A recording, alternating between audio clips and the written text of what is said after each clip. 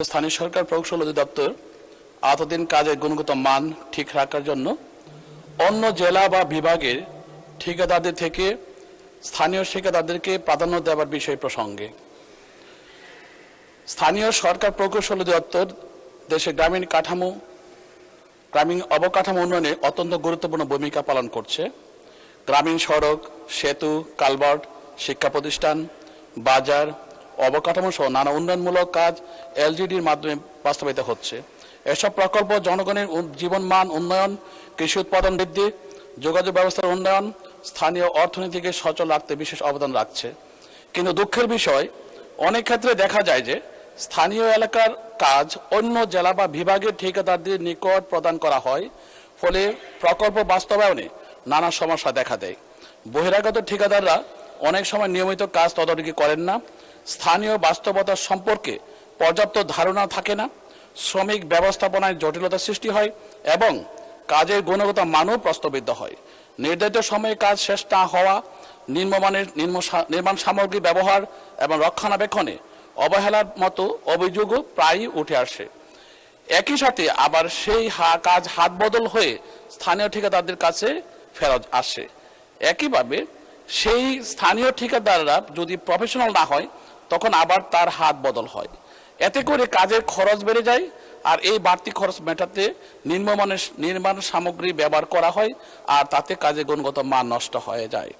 অন্যদিকে স্থানীয় ঠিকাদাররা এলাকার ভৌগোলিক অবস্থা, জনসাধারণের চাহিদা, যোগাযোগ ব্যবস্থা, মৌসুমী বাস্তবতা সম্পর্কে ভালোভাবে অবগত থাকেন।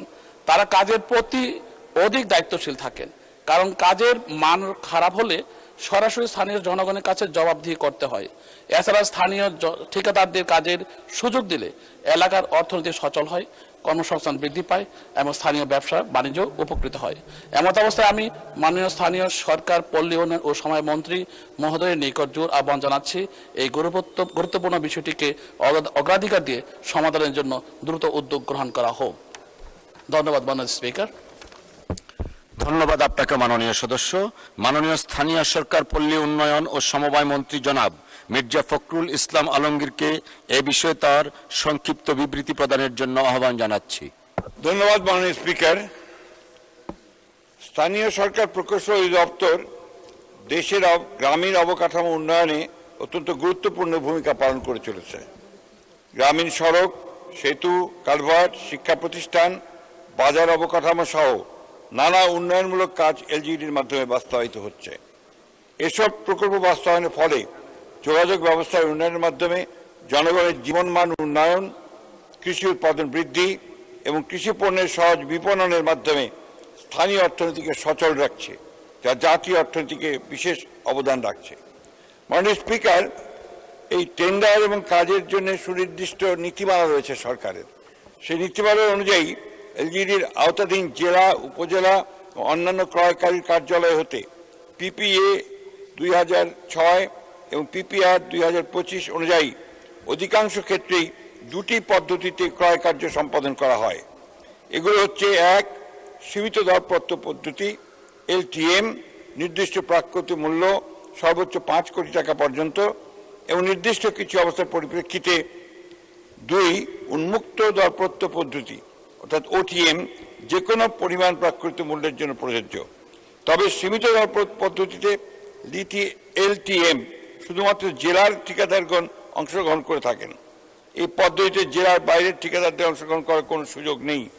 অপরপক্ষে উন্মুক্ত দরপত্র পদ্ধতি ওটিএম এ দরপত্রের শর্ত অনুযায়ী অভিজ্ঞ ঠিকাদারদের অভিজ্ঞতা প্রয়োজনীয় তথ্যাদি যাচাই বাছাই করে দরপত্রের শর্তানুযায়ী মিল থাকলে জেলা ও জেলার বাইরের যে কোনো ঠিকাদার কাজ পেয়ে থাকেন। তবে সর্বক্ষেত্রে পিপিআর এর আইন ও বিধি সঠিকভাবে অনুসরণ করা হয়। উল্লেখ্য যে কোনো পদ্ধতি দরপত্র আহ্বান করা হবে তা প্রকল্পের ডিপিপিতে উল্লেখিত ক্রয় পদ্ধতি অনুযায়ী সংশ্লিষ্ট কর্তৃপক্ষ পিপিএ 2006 এবং পিপিআর 2025 সালকে নির্দেশনা প্রদান করে থাকেন। ধন্যবাদ মাননীয় স্পিকার। আপনাকে ধন্যবাদ মাননীয় মন্ত্রী। মাননীয় সদস্য জনাব মোহাম্মদ আশরাফ উদ্দিন, আপনি এ বিষয়ে একটি প্রশ্ন করতে পারেন। ধন্যবাদ মাননীয় স্পিকার। আসলে এখানে সমস্যাটা হলো ওই জায়গায় যে ইজিবিতে টেন্ডার হয়। আমরা ফ্যাসিস্টের আমলে দেখেছি ইজিবিতে টেন্ডার হচ্ছে খুলনা, বরিশাল, দেশের প্রত্যন্ত এলাকা থেকে, এবং একজন ফেসিস্টের লোক যখন ইজিবিতে অংশগ্রহণ করে সে সহজে কাজটা পেয়ে যায়, কারণ তার ফাইল খুব স্ট্রং, তার প্রোফাইল স্ট্রং, কারণ ফেসিস্টের আমলে সে অনেক কাজ করেছে। কিন্তু অন্যান্য কন্ট্রাক্টর যারা আমাদের দলের অথবা ফেসিস্টের পরে এই যে আমাদের যেটা বলি এই সরকার আমলে আমরা যারা এসেছি বা আমাদের অভিজ্ঞতা সম্পন্ন প্রকৌশলী বা ইঞ্জিনিয়ার বা কোম্পানি যেগুলো তারা আছে, তারা কিন্তু তাদের সাথে পারে না। আমার প্রশ্নটা হলো যে তারা পর্দার আড়ালে থেকে কাজগুলো পেয়ে যায়, এই কাজটা বিক্রি করে 3-4টা বিক্রি হওয়ার পরে লোকাল একজন প্রতিনিধির কাছে আসে। তারা কোনোদিন কাজ ওই স্থানীয় ওই কনসেশনের কোনো একটা কোম্পানি ছাড়া করতে পারবে না। কিন্তু তারা কার কাছে যাচ্ছে?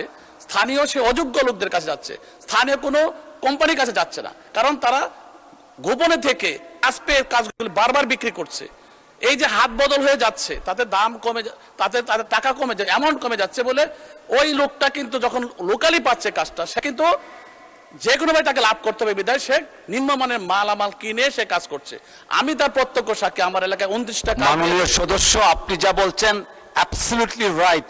দয়া করে কোশ্চেনটা করেন, আমরা মাননীয় মন্ত্রীর কাছে এই ব্যাপারে সুস্পষ্টভাবে জানতে চাই, because all of us Right. more or less suffering from this problem. আপনি কোশ্চেনটা করেন, মাননীয় মন্ত্রী জবাব দিবেন। আমার প্রশ্নটা হলো, আমরা যদি আমার জেলার ভিতরে কন্ট্রাক্টরের কাছে নিয়ে আসি, আমি তাকে ধরতে পারবো, পাশাপাশি ফেসিস্টরা যাতে না আসতে পারে সেই জন্য উনি কি ব্যবস্থা করবেন এই কন্ট্রাক্ট প্রসিডিউরের মধ্যে? মাননীয় মন্ত্রী। জি, ধন্যবাদ। এই বিষয়গুলো আমরা অবগত আছি এবং আমরা ইতিমধ্যে মাননীয় প্রধানমন্ত্রীর সঙ্গে আলাপ করেছি, অর্থমন্ত্রীর সঙ্গে আলাপ করেছি। আমরা এই আইনটার কিভাবে রিভিউ করে এটা সঠিক লোকেরা যেন পায় সেটা আমরা বিবেচনা করব।